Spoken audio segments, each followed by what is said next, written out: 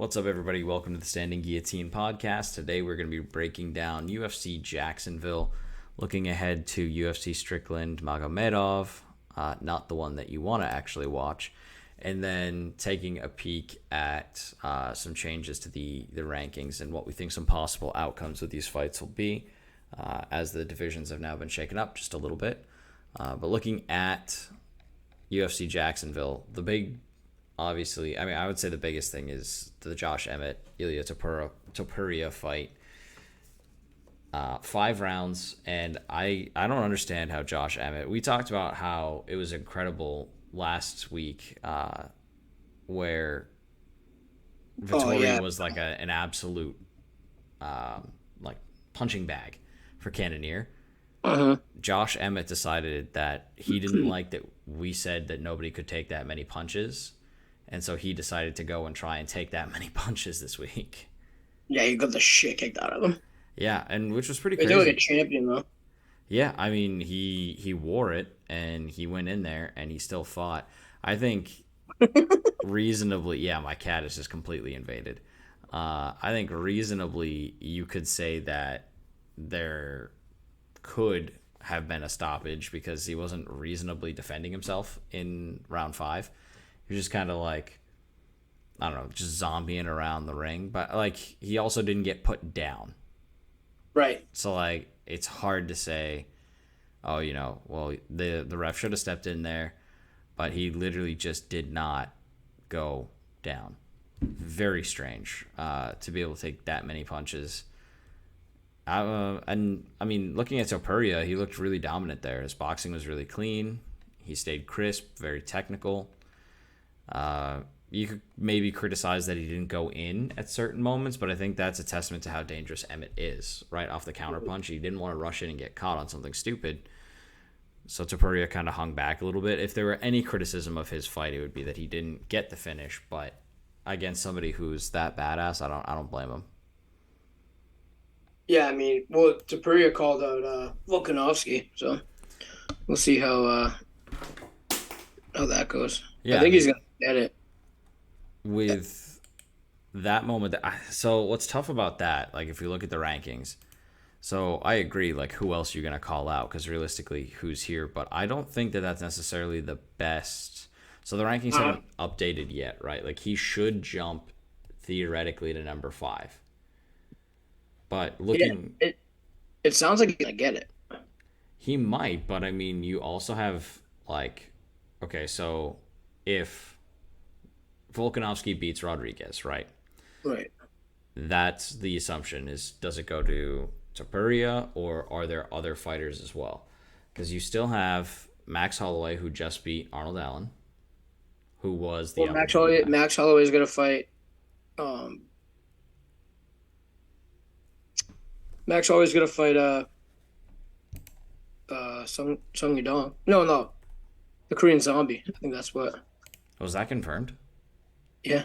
Okay, that is confirmed, yeah. At featherweight. Why is the Korean Zombie fighting all the way? I'm like, what? How did the Korean Zombie get that one? Is he going up from Bantam? Who? No. What? I think the Korean Zombie is a featherweight. Is he? No, I don't think so. Yeah, he is. He's not. Oh, sorry, 7. I completely looked at his name and was just Chang Sung Jung. Yeah, it's Korean Zombie. It's weird that after Holloway just fought down that he's fighting down again, but I guess that's still a really good fight. I'd watch that fight. No, yeah, I mean I think that's why they're doing it. Yeah, so pay-per-views, baby. That clears the Holloway gap, and I guess realistically you can't put Ortega in there. Arnold Allen lost to Holloway, so yeah, right. I guess you really have no choice. Isn't Arnold Allen fighting someone? I think he's on the ticket. I don't know if one was scheduled for, or was he on the UK, right? I think they put something for him. They don't have anything. It just says last fight. Yeah. Usually it's the next fight. That wouldn't be a bad fight either. It's like a title eliminator, but I think that's probably not one they want to do because you have like 2 prospects in featherweight. You don't want to slam them into one another. So I think realistically, you have the. I guess you have the. Topuria is going to go up to 5, right? I would assume. Yeah, I would think so.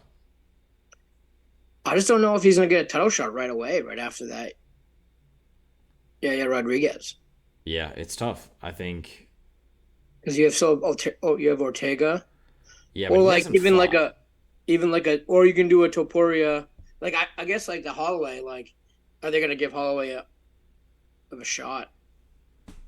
Or like I think it has to the Korean Zombie because the Korean Zombie beats Holloway, which I doubt. Right, I'd be shocked. That'll happen.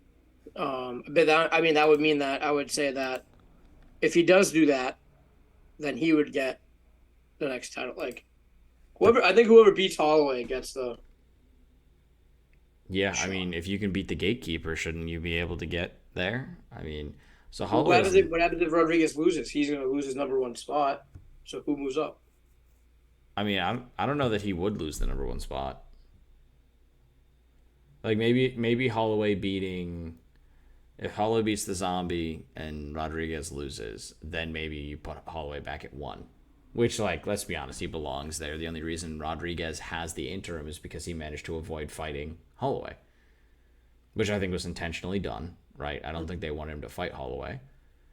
No. So by moving him, or like by manipulating that fight so that you set up Arnold Allen, the best thing that could have happened was Yair Rodriguez getting the interim and Arnold Allen winning. It just didn't happen that way. Like the best thing for the UFC. I think they were pissed that Holloway won that fight. Yeah. But I mean, Holloway's a baller, dude. He's in my opinion, he is the real number 1 of the division. Like Volkanovski's the champ, Holloway's the number 2. It's like 1A, 1B. Or okay, maybe that's too close. 1A and 1 like. Well, you can't put him at 1B, dude. Yeah, like, I'd say he'd be like 1G maybe. Like, I think the gatekeeper, like, can you even call him a gatekeeper because he's won? He's been champ. Yeah, I mean, but not in a recent era. So, like, to me, that screams gatekeeper, right? Like, yes, he's been there, but now he's going to prevent anyone else from getting there. That, to me, is like the ultimate gatekeeper. Is like when somebody was a pro and then now is preventing the younger guys from their shots. He's a has-been. But he's not, though, because he's styling everyone. If he's a has-been, then the rest of this division never was.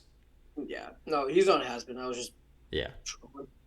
I mean, the big question mark is obviously Brian Ortega. Now, it actually kind of reminds me a lot of, if we look at welterweight with Colby Covington, where he just hasn't fought, right? Like injuries... hasn't fought, looking for a good matchup, yada yada. He hasn't fought in like a year. Yeah. He's gonna be coming up in a year. Yeah, and there's nothing on the docket. So like what do you do with Brian Ortega? He's there, but is he really there? And same with Calvin Kattar, although he's back in Boston, right? Yep. Yeah, so Calvin Cater's coming back. So that's exciting. But you have 2 guys in the top 6 who haven't fought in a bit. And then Yair Rodriguez is slated to have a fight. So he's probably not going to turn around. Like, unless they do a rematch, but I think they've done too many rematches for belts. I don't think Yair really realistically should get a rematch. It's not like he had the belt for a long time. It's an interim. I mean, we'll find out soon enough because it happens in a week, not 2 weeks. Yeah, so not next week, but the following. We got one card in between, which we'll highlight later, but it is, in my opinion, a little light on storylines. I think there's good fights, but there's not really. Well, Strickland. Yeah, I still think he's like a couple fights away from being in that conversation again. Yeah. But even so I think Topuria right now, where it stands, is assuming Yair Rodriguez loses, then I think you give Topuria the shot. If Volkanovski were to somehow lose, I think maybe then you look at a rematch because he's had the belt long enough that like that's where I could see it justified. Kind of like Adesanya had the belt for so long, loses to Pereira, and then gets the immediate rematch. Yes, I get there's more to that storyline, but yeah, I think if Volkanovski were to lose it, then he would get that second shot again. So it's all going to come down to if Volkanovski can beat Rodriguez. Then I think Topuria gets the shot. What do you think? Yeah, I mean, I personally think that Volkanovski is going to walk through him, but Yair Rodriguez is a big puncher, but Volkanovski's fought bigger punchers. So, I mean, I don't think Yair Rodriguez is as big a puncher as Max Holloway, but that's just me. Yeah, I'm looking at this 292. This Boston card's. Wait a minute. I didn't realize that Chris Weidman fights back is in Boston. Yeah. So his comeback is in Boston, which makes sense. Cody Garbrandt's fighting on that card? Yep. Cody No Chin. Huh. He's going to get absolutely blasted, dude. What is this, a bantamweight showcase? Yeah, we're going to see him KO'd live in person. So we got Aljo O'Malley, Zhang Wei Li versus Amanda Lemos, Rob Font, Song Yadong, which is going to be amazing. Rob Font being I think he's Lowell, right? I think that's where he's from. Yeah, Weidman, Tavares, Jeff Neal, Ian Gary. Yeah, that's an insane fight in and of itself. Ian Gary in Boston is going to be electric, dude. Yep. The Irish. Yep. And then I bet Conor will be there. I think he might show up. That'd be pretty cool. But then Chris Weidman, Brad Tavares is going to be a great fight too. There's like obviously Weidman's return, but Tavares is not an easy out. He's a good fighter. Then they've added nope, there's still the same fights that I've seen. But yeah, there's some good stuff. Like it's seeming to be pretty top heavy right now. I think Chris Weidman, Brad Tavares will probably be I don't know. You think that'll be featured prelim? No, I bet that will be the first fight in the main card. Well, 1, 2, 3, 4, 5, 6. You think they do a 6-fight main card? Well, who do you think's gonna be in the main? It's definitely gonna be Aljo and. Well, yeah. So the 2 title fights, then. Well, but they don't have. I thought they're missing a fight. Maybe that's not confirmed yet, but wasn't Cejudo was supposed to fight that card. Yeah, I don't know if that's coming together. If he does, that's absolutely insane. Who was Cejudo supposed to fight? Hold on. Let me look at because it's not Walsh, really. It wasn't Jan, is it? No, Cheeto. Oh, Chito Vera. Yeah. I don't know. I haven't seen anything about that. But UFC Boston's looking pretty sick. But back to we get 2 in July, which is cool. Yeah. July always gets a little boost. It's a good month. It's Freedom Month. It's my birthday month, dude. We gotta go all out. Speaking of going all out, did you watch the Macy Barber fight? No. Dude, I told you to watch that fight. You would have been so happy. I will. I saw like the after. Like I saw what she said, and that she like KO'd her, right? Oh yeah. Like knocked her out. Well, there's blood all over Cormier. Yeah, that was a very violent fight. There was a lot of blood on the canvas from that card. And I mean some of it probably spilled from Justin Tafa's eye too after he got poked that bad? Yeah, it was 2 knuckles deep and it scratched it opened up 2 big cuts over one over the eye, one under the eye. Like Austin Lane he didn't just get a piece of the eyeball, he got the whole damn thing. Like I'm surprised there isn't more significant damage. But I was reading, so there's this really interesting thing. So Bellator uses these gloves that the UFC actually declined using. Yeah, your fingers were. Yeah, so you can't get eye poked, or you can, but you'd have to come up from underneath. Well, they use the gloves that they use in the UFC are a little bit. They're a little bit, but they're not. They're still enough that you can stick your fingers pretty far out. Well, you're not supposed to do that anymore. No, I know you're not supposed to, but when was the last time we saw a fighter do what they're supposed to do? Because I feel like any of those guys that uses that reaching out style, their fingers are always straight out. Yeah, they're coming right at you. They're going for the eyeballs. Yeah, well, they're trying to get their reach. Right, you gauge your distance, figure out if someone's within your range, but clearly Tafa was well within Austin Lane's range. But I will say, to Lane's credit, I think this got missed a little bit in all the conversation surrounding it, is that they were going to collide heads, and he was trying to put his hand up to prevent that. So, really? In trying to prevent what could have been, like another health problem. He caused one. So it's just kind of super unfortunate. But yeah, so the reason they don't have those gloves is because the guy doesn't want to sell the gloves. He wants to, like, basically, like, you have to pay to use them. So, like, you pay him a certain amount and then you get the right to use the gloves, but he can still sell them to other promotions. And his argument there is that it's for the health and safety of other promotions, not just the UFC, which is fair. I mean, they use them in Bellator.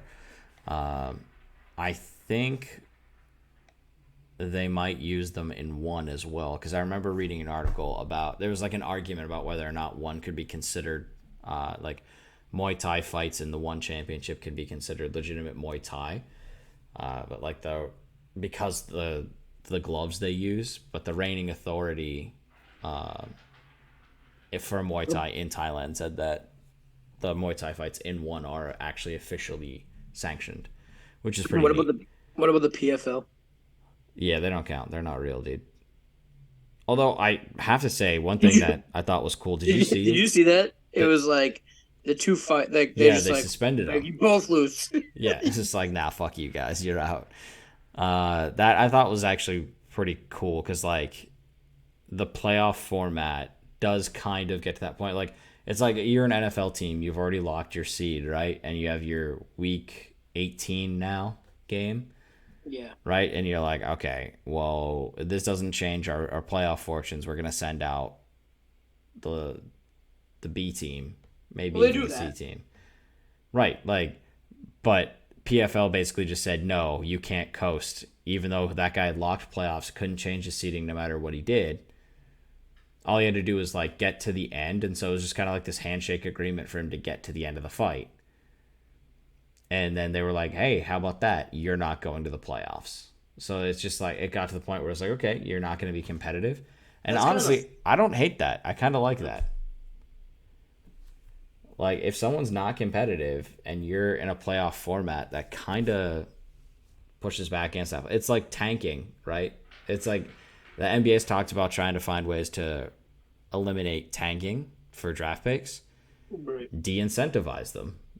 Just be like, okay, well, if you're not going to play your guys X amount of games, or you're going to rest your stars when we have national broadcasts, then we're going to like dock you a draft pick, or no, like you're locked out of the top five. I think the last two, the two last place teams, whether you're like 1 and 2, they should play, and the winner of that game gets the first round pick.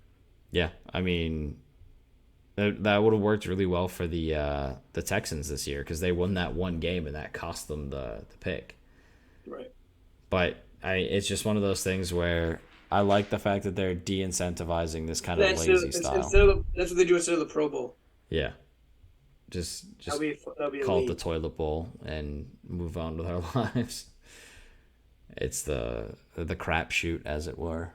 Call it I don't know what you call it. The race to the bottom. The number one pickoff. Also known as the American education system. The race to the bottom. That was work today.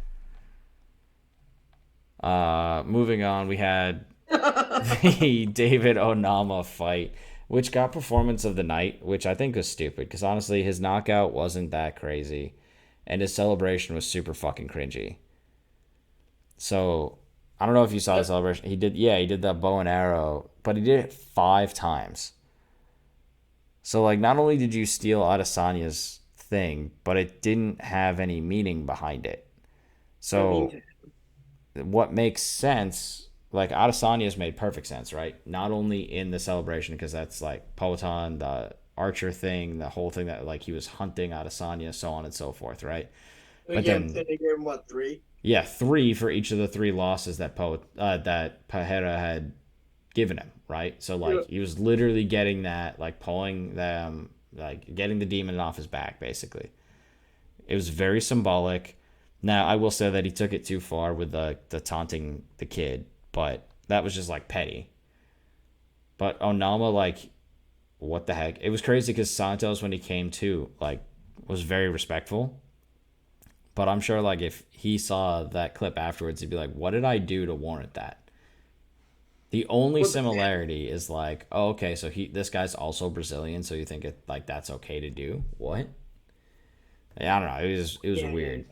I didn't care for the celebration. Easily bottom tier celebration this year. You're just, you're just a hater. No, if you're gonna do a celebration, it should mean something, right? Like one thing that I've really liked is Johnny Walker stopped with his nonsense celebrations after he dislocated his arm. Yeah. Which like almost derailed his career. Like, yeah, some of the more crazy stunts, like, okay, jump up on top of the cage, because if you're a pro level athlete, that shouldn't be an issue, right? And like, Unless you jump off and you pull your ACL out. yeah, unless you do some crazy nonsense off of it, but like, yeah, straddle the cage, yell, don't jump into the crowd and start fighting randos. Teabag. Yeah. But like taking another fighter celebration and then using it and missing the complete, like, the symbolic nature of it, that's just not it. We should do that. We should do that on one of the podcasts. Just do the Archer thing. No, top 5. Top 5 sellies. Yeah. Yeah, I mean that might even be a good like reel or like TikTok thing to start with, to launch that. Just hit them with a top 5 sellies. I mean, if I'm honest, I also kind of want to challenge you to a top Pokemon squad, like top 6, if you could choose any 6 Pokemon to be in your team, not like without legendaries, just standard Pokemon. That would be another fun one too, because I'm curious how much our Pokemon stuff overlaps. Probably not that much. No, so we'd have to do that sometime, but not on the Fight podcast. We'll do that later.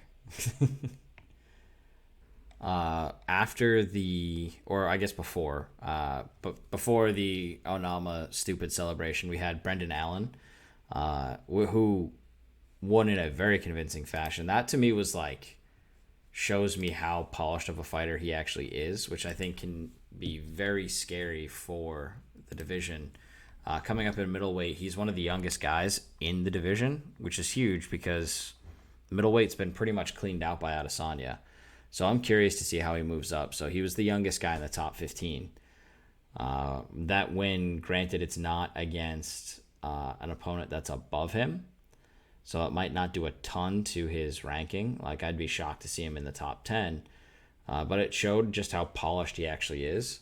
He rocked the guy, he put him on the ground, and then he, instead of like rushing in for the kill and like gassing himself out, because he realized that the ref wasn't going to stop after he was hitting him with a ground and pound, he went and resorted to the submission. So he was able to work the rear naked choke up against the fence, which was pretty impressive. Like, that's a hard angle to pull off, and he managed to slip behind him, work the arm in, and choke him out, just like I'm about to do to you if you don't get that damn pirate hat filter off. You absolute buffoon. But like, that shows to me that he's a polished fighter. Like, you have a literal Centurion helmet behind you. Why the fuck would you not wear that? What? Why wouldn't you put on the Centurion helmet? Why would you put on a fake filter when you have a real... You got a freaking... Is that a Boba Fett one too?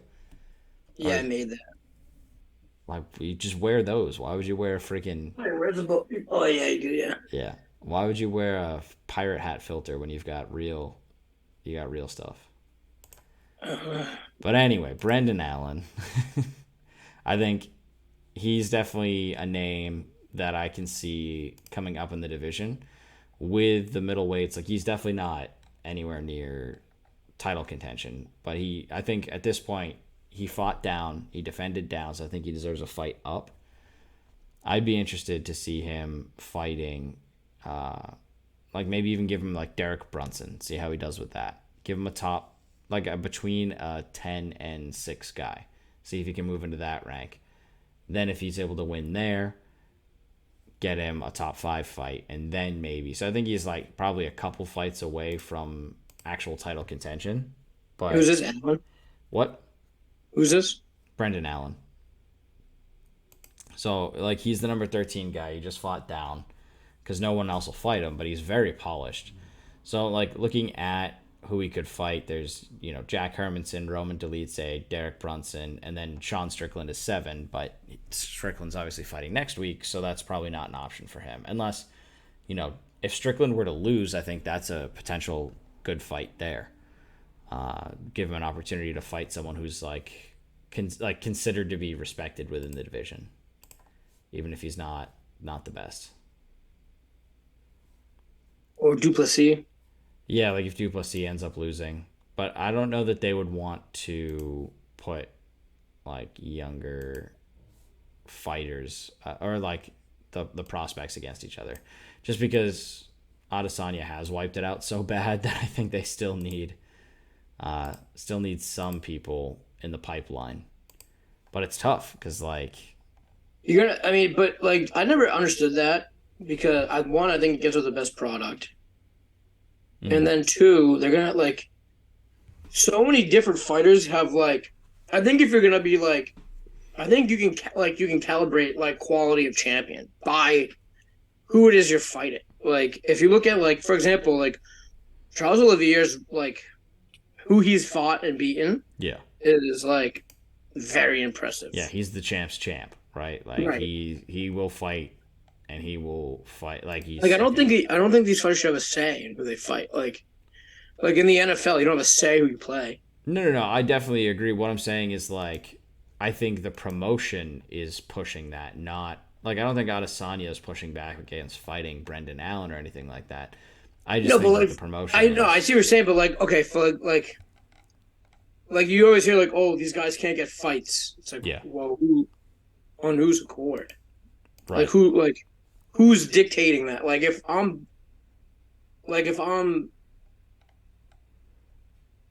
Dana, I want my top guys fighting. Is Chimaev, you're he hasn't fought because he hasn't been able to get a fight, or Rockshot. How do you those are your guy. Those are the people that are gonna start making you money. Are they Khamzat? Yeah, comes up Shemaya, but then no, and then I was right. Hold on, who is the Islam Makhachev? No. Are you talking about the Mongolian guy? Shavkat Rakhmonov. I put the. You put Rakhmonov and Shavkat together. Yeah. Rockshot. Yeah. Shavkat Rakhmonov. Yeah. Yeah. No, I agree. You know what I mean? The whole you've got an up and coming guy, but he can't get fights. Okay, well, if anyone in the top 5 is too much of a pussy to fight him, then he gets the they should lose your spot. Yeah, I mean, he should get the title shot, right? Right. But you also have these weird situations where you've got fighters who, due to situations outside of their control, right, maybe injury, aren't ready to go. Merab. Well, that's different. Yeah. Marab's not ready to go. But even Marab, even Aljo being I'm not going to fight Marab. Well, luckily we don't have to worry about that because his hand's broken. So probably because he beat the ever living shit out of Piotr Jan with it. Speaking of using somebody as a punching bag, that was unreal. But yeah, I think if you can't find a fight and no one above you is willing to fight you, that shouldn't be a thing. That's what Brendan Allen was saying, is that nobody would fight him. Nobody above him would fight. So okay, go all the way up the list until you find someone to agree to that fight. And if no one agrees to that fight, well, then I guess he's getting a championship shot. I don't care what the number in front of his name is. If people are too afraid to fight him or too afraid to put their number on the line, then it kind of loses that mystique, right? It's no longer, okay, no one cares about your number, dude. You're still a coward. You won't fight anyone. Right. And so, that concept of, anyone, anytime, anywhere that, Cerrone is famous for is not really present right now. Not seeing that. I mean, you're seeing it out of people who are looking to join the promotion, which I think is great. You're seeing a lot of these fighters coming in on short notice and fighting really well and earning a spot in the UFC, which is great. But it's weird. But they're doing that on purpose. I don't know if the UFC thinks those guys have a shot, a chance. They're doing it because they don't want to lose out money. Yeah. I mean, it's just, I think for a lot of these guys, having the number means something, and then they don't want to risk their title shot. But if they're not willing to, like, for example, okay, we've been talking a little bit of trash about people who are highly ranked, but Josh Emmett, right? Josh Emmett took a tough fight. Mm-hmm. And this is a guy he lost to Rodriguez for the interim. It's like, this is a guy who, and it's late in his career. Realistically, he doesn't have many shots left. So, from his perspective, if he wants a Josh belt, Emmett didn't fight. what's up? Josh Emmett didn't fight Rodriguez for the interim. Yes, he did. Yeah, he did. Wait, what? Yeah, Josh Emmett was the fight. Then how come it said... That's so weird. Yeah, it was weird because, like, that to me doesn't prove anything for the interim. No, that's no knock on Rodriguez. Well, no, because it says Brian Ortega. It says Brian Ortega fought Rodriguez in July last year. Oh, what? Yeah, Oh, in never mind. February. It's the fucking UFC dude with The the stupid website? picture. Yeah, Yeah. dude. It like he has Because the, he they has have the pic- belt in that picture, but that's Yeah, not when so, he got it. yeah. Yeah. No, it was Rodriguez versus Emmett. But like, so good for him too, where like now he's putting it on the line. Like, he had Did his Volkanovski get hurt? Is that why they or was No, that was when he was fighting Islam. they couldn't just fucking No, they couldn't wait. I think they wanted to push someone to fight Volkanovski, so that was like okay, well, we can get away because Holloway just fought, so now we can sneak somebody else in there who's not Holloway. So I think it was very much, to me, it was pretty like hush hush, sneak someone in there and then turn things around and get a new challenger for Volk. But I mean, I don't know. Emmett, I will respect him. He fought down. He put himself against a top guy who was up and coming, clearly a prospect that they're trying to push. So I shouldn't say that like none of the fighters are doing that, but if a fighter is not willing to do that, they don't deserve to be in the top 5. Yeah, you gotta hold your spot. Yeah, and if you I don't can't, think you should. I don't think you should do that all the time. no, I mean like you Because that shouldn't kind have of people. sucks for Josh Emmett, right? But like, I mean, kinda sucks for you Josh should at Emmett. You least lose have your- to fight once a year if you're in the top 5. yeah. Like, with the exception of injury. And then if you're able to defend your spot, then Right. you can have. Yeah, that but if you're that competition. high up, it's like it's hard to fight.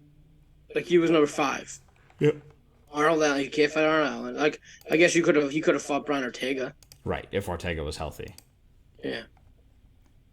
But like I guess like that's going pretty far down. He wasn't even that like guy. Like you have to give, but like you have to like that guy like Tapuria, like he has to have a shot to go up, so someone has to fight down. Yeah, so I feel like if you're in the Like, how do you top choose 5, that? you can That's get like tough. challenged by anyone in the next 5.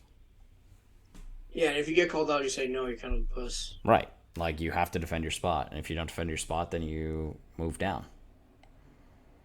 That's what I liked. So we had that, and the way that it worked for my high school's tennis team is we had like a rankings ladder that the coach came up with based on like we did like 2 weeks of basically tryouts where it was like you made the team, but where you were on the ladder depended on your performance during those 2 weeks, which was like hard to really gauge because a lot of people are trying to work the rust off, get back into shape. And so like some people who came in shape were a lot better off or a lot higher ranked than they probably should have been. But when that happened, we had another 2 weeks before the season started where you would be able to, or right before our game started, where you'd be able to challenge anyone on the ladder above you. You could only challenge a certain number of spots up, but the person had to, so like the start of practice, you would have that challenge. Like that's when someone below you could call you out or you could call someone out above you. And I was challenged, I want to say at one point, like I had a match every practice for like a week and a half before the kids beneath me finally got the point. Because I went from outside of the varsity rotation to number 3 in one season, and everyone was kind of mad about it, but I had gotten, like, I'd spent the whole summer practicing. But like I had to defend my spot for like a week and a half straight. And yeah, it's different because I'm not getting punched in the face. Right. But at the same time, like if high school has like you have to defend your spot. If you have like one bad day. Yeah. You usually can't have a bad day. Right. I couldn't have a bad day for a week and a half, which was honestly like some of the most inspired like tennis that I played because I like rose to the challenge. I think with these fighters, like, yeah, there's a lot that goes on behind the scenes. There's the challenges of having a camp, making a cut, making sure you have your bill squared away, making sure that you can get a card where you're going to make enough money to make it worth your while. Because, like, realistically, if you're in a top 5 fight, you're going to want to be one of the featured fights. Like Strickland isn't even top 5, but he's still the featured fight on a UFC Fight Night because he'll be able to get himself a halfway decent payday, and he's risking it against an unranked guy. So, like, respect to him for taking that risk. But, again, he's one of the only people in that division that's really taking those chances. I mean, he fought Pereira. That was... I honestly think that was a career-altering fight for him. Like, yes, he did win his last one, but he fought Pereira and then lost to Cannonier. Yeah. And then won against Imavov, but like he was a guy that they were talking about fighting Adesanya. And then he went from contender to not like kind of like an afterthought in the division. And that's pretty crazy to think about. And he was a guy for a minute. Yeah, I mean, so if we look at some of the people that he's beat that are still there, right? Like he's beaten Brendan Allen. This is in 2020. He beat Hermanson. And so like that was when he was on the rise, right? And then he ran into the mean hand of Alex Pereira, and then it started to like tip back down. But he doesn't have a ton of quality wins on there, but he's willing to fight and willing to stay active, which I think is good. So it's good that he's able to get this main card event, and hopefully they make it worth his while because he is putting a lot on the line. Because if he loses here, I think he goes outside the top 10. He's probably done.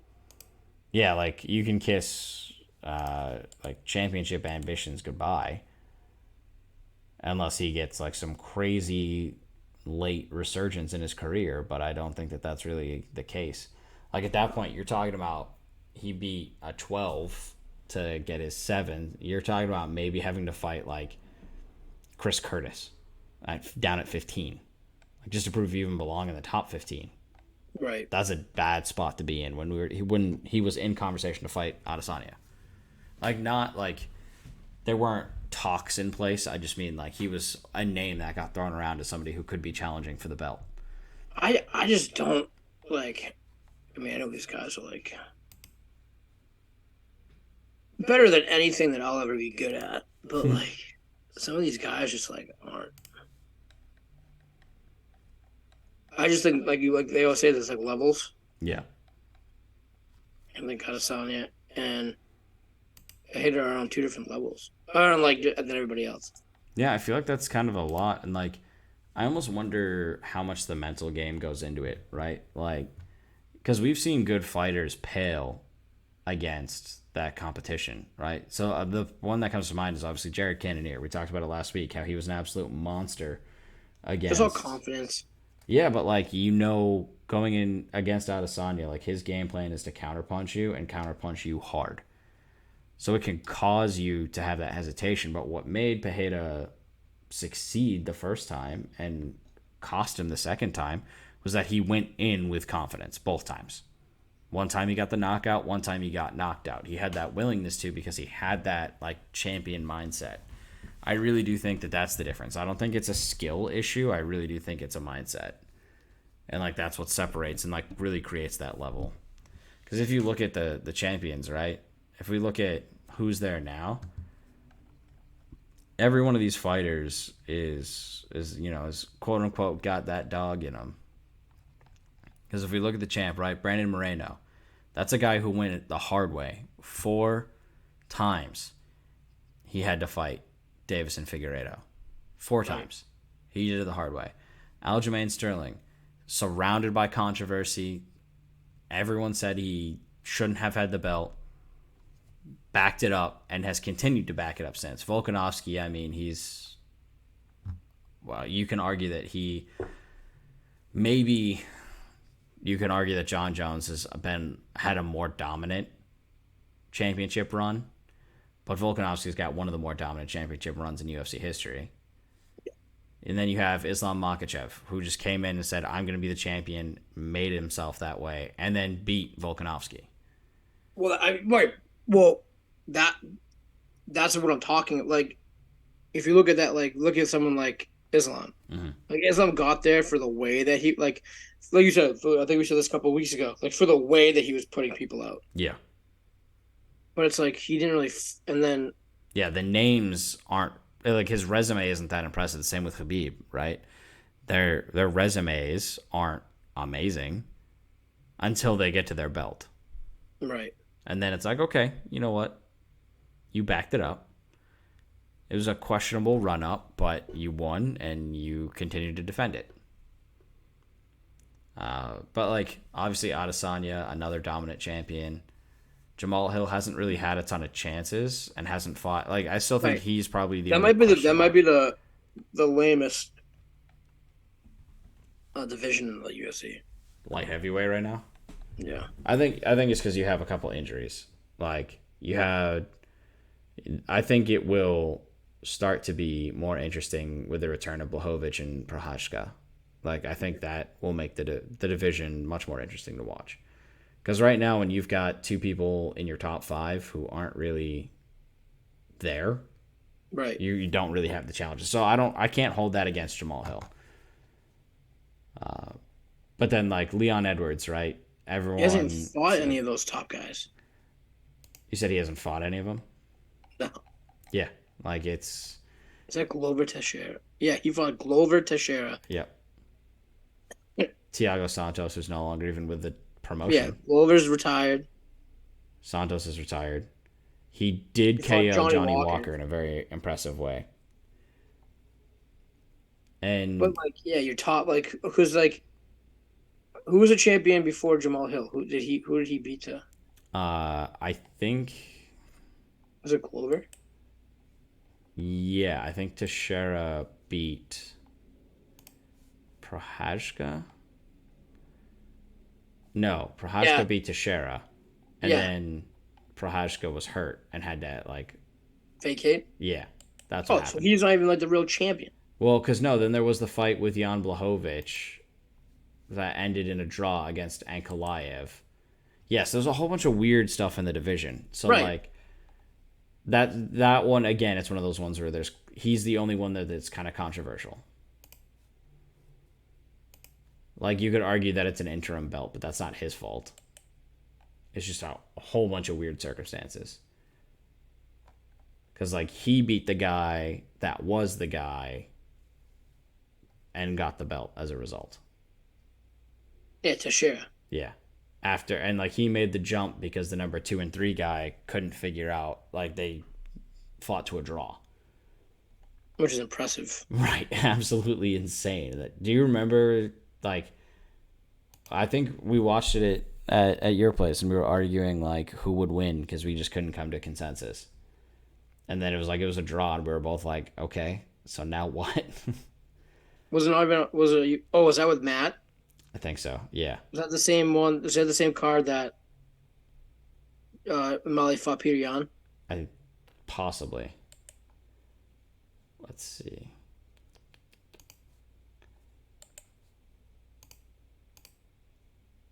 But, like, those two guys haven't had a fight since. That was December in 2022. That was UFC 292. No. 82? Or 282, sorry. I don't know my glasses on. I can't read the small numbers today. That was, the Paddy Pimblett, Jared Gordon one that we thought was an absolute steal. Yeah, this was an absolute banger of a card. I remember. And this had Raul Rosas Jr. on it.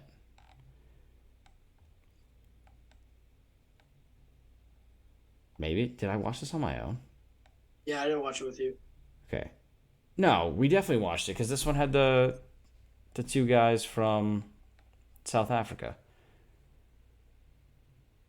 Maybe I watched it at the bar. Now that I think about it, Yeah, I don't remember watching that. this might have been at the bar. Yeah, maybe that was it because I was definitely with somebody and I was like we were arguing about back and forth. I think it was at the bar, and then it ended up being a draw, and it was like a okay now what? But that's kind of like this division's been holding its breath because it's been an okay now what? Right. Because there isn't a clear define like it you could argue that it's an interim belt even though it isn't. But I mean, it's only because nobody beat the guy who last held it, so that's why there's a little bit of controversy there. But that's probably the only division where there is controversy. But I would say light heavyweight, at least when everyone's healthy, it's a more interesting division than heavyweight is right now. Heavyweight's got one guy. John Jones, baby. Well, I mean, like one challenger, Wow. Who would you say? Pavlovich. Is CB still on there? Yeah, he's not fighting. 0% chance. No, you don't think so? I'd be shocked. And the only thing he has to get out of it is a payday, and you have to ask if your brain is worth being turned to mush for a little bit of money. When's Aspinall fight? London. That I think is the next. Like that they're waiting for Aspinall, which his injury just came at a bad time. Aspinall versus Jones. Jones not gonna take that fight. No, I mean, Aspinall isn't really. Jones will retire before he fights. Like Jones is talking about fighting freaking boxer, dude. Right. I honestly think that we won't see John Jones fight again. I think that he's not going to get the fight with Stipe, and he doesn't respect anyone else in the division enough. And realistically, you can't blame him. There isn't anyone there who's earned his respect. If he loses, there goes his legacy. If he loses against someone, there goes his legacy. Yeah. So, like, to him, if he's going to lose his legacy, it's got to be to arguably the greatest heavyweight of all time, right? Like, that's if he loses, no one's going to fault him for that. No, because he jumped up in weight. Right. Like, you can... It's another one of those things where if he loses, everyone's going to put an asterisk on it. It's like Adesanya's loss, because before Pajeda, that came from going up. It's not his fault. Right, you fought Blachowicz. Yeah. And then, John Jones, his loss is a technicality. He was just mad that he couldn't beat a deaf guy fairly, so he had to throw a dirty punch, and that was it. Or was it a kick? Or a knee, something like that. Who was it? I forget. It was Matt Hamill. Oh, the Hammer. Matt the Hammer. I loved Matt Hamill though. He was fun on The Ultimate Fighter. But him having the only win over John Jones is legitimately hilarious. Like, yes, it's by DQ, but it's legitimately hilarious to me.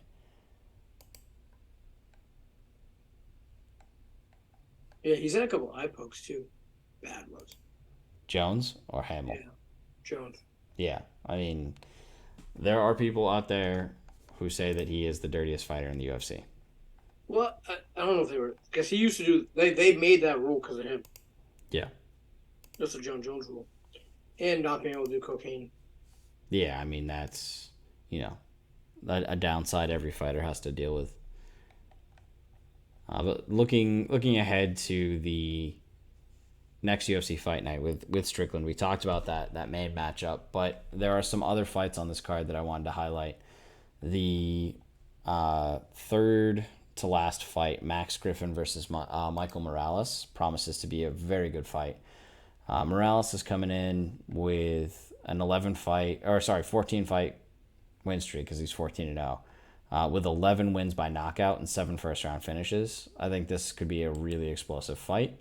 That's one that I'm definitely going to be watching. Max Griffin, I think, is a little like... He's also a knockout guy, but he's kind of middling. So this, to me, kind of feels like a setup. Yeah. But just because it looks like a setup doesn't mean, like, you can't count the vets out. Like, if we look at that, we can see, like, looking at, even with this season's Ultimate Fighter, you definitely can't count the vets out. That experience counts for something. Right. And Morales, like, yeah, he has fought in the UFC, but this will be his third fight versus a guy who's got, like, 10 fights in the UFC. So there is that experience part. That I think that could be a very, very good fight. Morales is the favorite right now, but I expect to see some big swinging punches. And then even the prelims, like having a preliminary fight with Kevin Lee and Rinat Magomedov. Yeah, that guy. We highlighted his fight last time, and it got canceled. I don't know if you remember that. But yeah, guy was on a 19-fight win streak with 11 KOs, 20-1 record. Like, that's going to be a good one. And then also another guy we called out, Guram Kudadaladze, the Georgian Viking, who's absolutely yoked beyond belief. His fight got canceled at the last minute a couple weeks ago, but getting rescheduled. So that's exciting too. Who? What's up? Who'd you say? Guram, the Georgian Viking, the very scary looking dude who was literally like negative 1% body fat. Oh, right. Yeah, that guy is scary. And then because I know that Dana's going to highlight it, but there's a lot of talk about Ismail Bonfim. He's on a 13-fight win streak. He's 19-3. He's had one fight so far in the UFC, but he's garnered a lot of attention. So that's one I think that'll be a good one to watch as well, because I think he's an up-and-coming prospect. They're pushing him pretty hard. Like, I've seen a lot of social media posts about him and, like, Dana talking about him. So that when Dana's talking about a guy with only one fight, you know that they're pushing. Right. It was a second-round KO. Yeah. I mean, it is lightweight, so it's a stacked division, but it's a younger guy who's up and coming. So lightweight, definitely, like, we've talked about this, where it's what happens when the guys at the top retire, because that is a absolute killer list. But between Oliveira, Poirier, Gaethje, Dariush, Chandler, they're not getting any younger. They're all pretty far up there.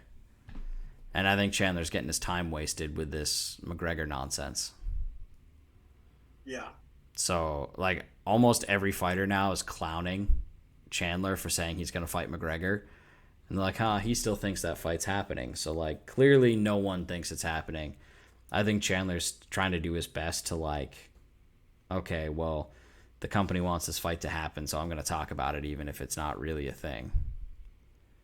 So McGregor came out and said something. Yeah, he said that he was going to fight again, but it was, like, very non-committal response. He's like, it's all love where I'm going to fight again. I was like, okay, cool. But why do you think he's not fighting? Do you think he's not ready yet? No, I honestly don't think he is. Like, so one thing I've noticed is, like, they haven't been showing a ton of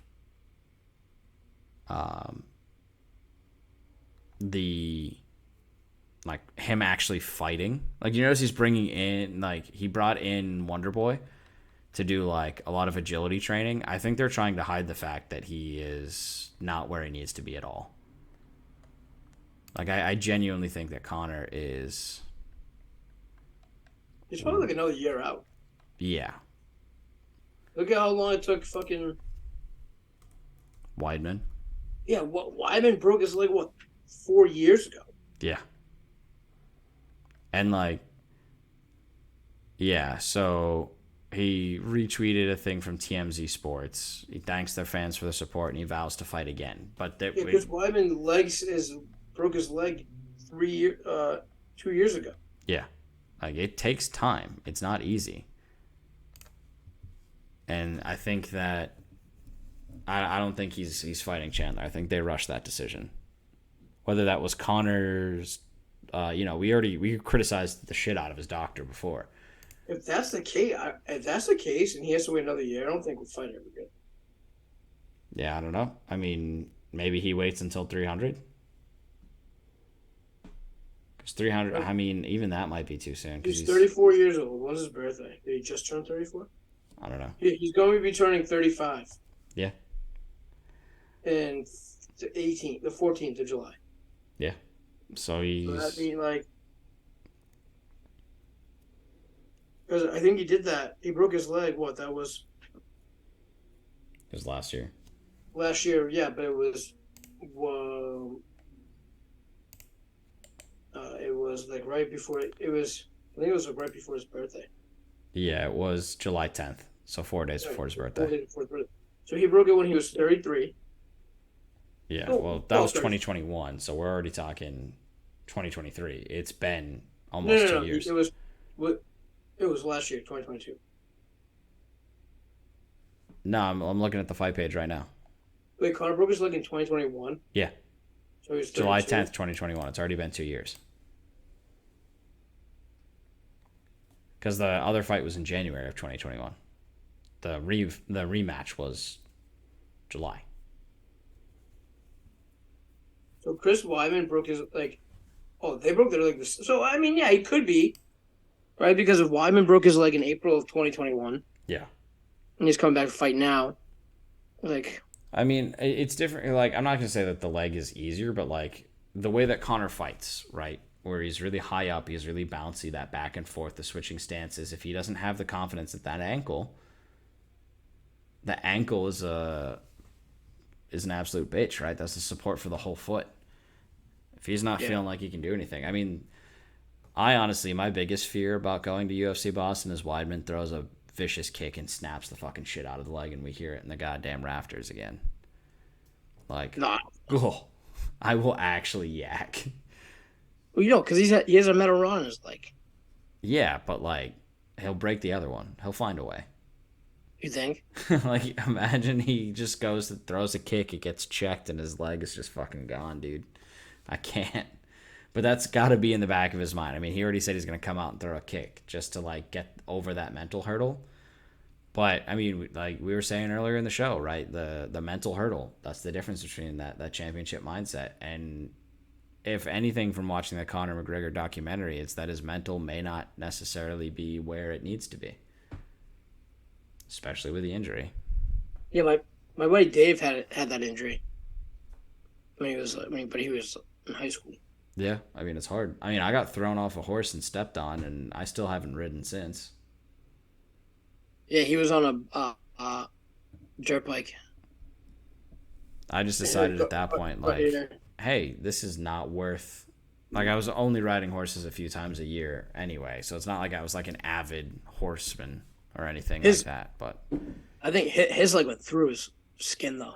Oh, yeah, I luckily walked away without much damage, like, a couple broken toes from getting my foot stepped on, but, like, yeah, somehow didn't get massive damage, and at that point I was just like, okay, well... Yeah, he had a compound fracture. Yeah, I'm like, that's it for me, folks. I'm not risking that again. That was not fun. But yeah, I got really lucky with injuries until I got to college, and then my whole body decided to shut down. But like, even still, sometimes, like, if I'm lifting something with my left arm, the one that pops out all the time, yeah, I don't always have confidence in it. So I like, you'll notice if you ever see me like bench press, the right side clears way faster than the left, and it's just like, okay, well, that's probably not best for muscle development, so I need to focus on isolation, but I can't do as much weight on that side just from a mental perspective. Like, I've built the muscle back up, but my brain is just like, hey, if your shoulder slips here, it's going to be absolutely disgusting. And so I just, like, anticipate that injury, even if it's not reasonable to anticipate it. So who knows? There could be a lot going on there, but it's interesting, like, who's more likely to fight, you think, McGregor or John Jones?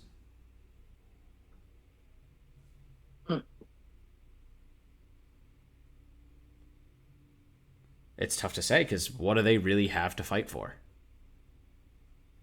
I think McGregor. I think McGregor has a better chance. I think he wants to fight more. Yeah. But Jones wants like a very specific fight. So I think they're like Conor, because he's not calling out one specific person, has the opportunity, I think, to fight literally anyone, and it'll still. I think here's the difference. I think Conor wants to be the champion again. John Jones is the champion. Right. So I think that's the big difference. I think that's the drive, the hunger. Right. Yeah. One is the champion. One wants to be. So. Yeah, I get that. Well, on that note, that's going to take us to the end of this week's episode. But check back with us next week. We'll be talking about Strickland versus Magomedov. And then, of course, we'll be previewing UFC 290. That's a big one, the Volkanovski-Rodriguez fight. Thanks so much for watching, and we will catch you next time. Peace.